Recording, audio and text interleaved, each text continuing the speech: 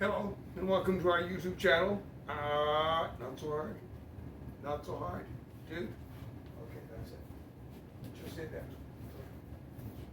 Now, this is a talking video, so if you're looking for action, you have to wait for the next one or look at my previous ones.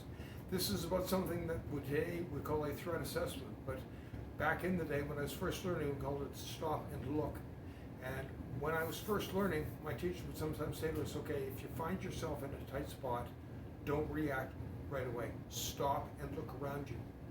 And one day I found myself in a tight spot. This guy was giving me a lot of lip, and I was really tempted to try to give it back to him.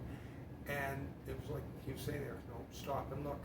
And I said, I stopped, and I looked back, and I suddenly realized that there wasn't one, there were three. There were three guys. And the one guy didn't want trouble, the other guy didn't care, but the third guy was giving me a lot of grief, and I just kind of stepped back and walked away from it, because 3-on-1's not good odds that it was video or anything anyway. So I learned to stop and to look, and I didn't always do it. There were times when I screwed up, but I've learned to do it more and more, and now it's kind of part of my daily habit.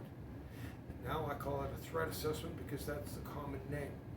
Now, there are basically 4 things that I look for when I'm doing a threat assessment. One is distance. If somebody's far away, they're usually not a threat to me unless they're on like a skateboard or a bicycle or a motorcycle. Then I have to be careful. If somebody's driving and not paying attention where they're going, then I have to be aware of that, especially if I'm in a parking lot. So, distance. The second is profile. If the guy's facing straight on, then it's less likely they're able to do anything through advantage of neutral notwithstanding. But if he's bladed, if he's on an angle, then I have to be careful of that because somebody on this angle is ready to box or wrestle or tackle or practice martial arts, something. The third is hands. If that hand disappears, you don't know. Maybe it's a weapon, maybe it's not. Maybe it's just scratching himself, but you don't know because you can't see it. And the fourth, something called adrenaline.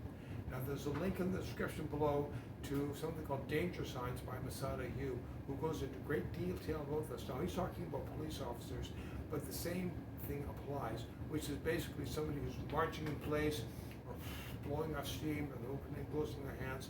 Things they're doing with adrenaline. They're looking at the target and then they're looking where they're going to go.